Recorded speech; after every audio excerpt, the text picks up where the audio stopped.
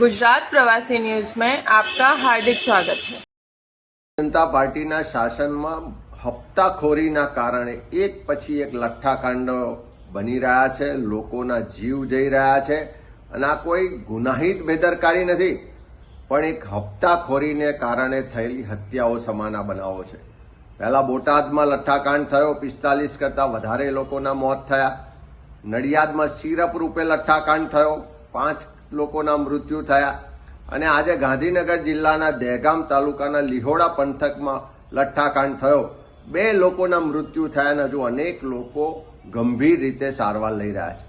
આ એક પછી એક બનાવો જે બહાર આવી રહ્યા છે એનાથી એટલું સ્પષ્ટ છે કે ગુજરાતમાં દારૂબંધી છે, કાયદો છે, પણ આ ભારતીય જનતા પાર્ટીની સરકારમાં નીચેથી ઉપર સુધી જે હપ્તા પહોંચે છે એના કારણે ખુલ્લેઆમ દારૂ વેચાય, ખુલ્લેઆમ ડ્રગ્સ વેચાય અને આખું ગુજરાત જાણે પંજાબની જેમ ઉડતા ગુજરાત બનવા તરફ આગળ વધી રહ્યું હોય અને એનો શ્રેય લેતી હોય આ સરકાર, એવી સ્થિતિનું નિર્માણ થયું છે।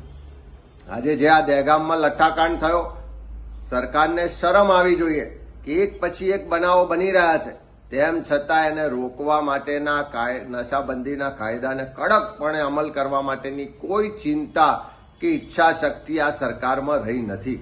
ત્યારે એવા સંજોગોમાં આની સંપૂર્ણ તપાસ થવી જોઈએ, કડકમાં કડક કાર્યવાહી થવી જોઈએ અને આવો બનાવ ભવિષ્યમાં ક્યારેય ના બને એની ચિંતા કરીને સરકારે મુખ્યમંત્રી શ્રી આગળ આવવું જોઈએ કે દારૂબંધીનો કાયદો છે એને જો ખરેખર ઈચ્છા શક્તિ હોય ને કડક રીતે અમલ કરવામાં આવે તો એક જ મહિનાની અંદર ગુજરાતમાં કોઈ પણ ખૂણે એક ટીપું પણ દારૂ ના મળે।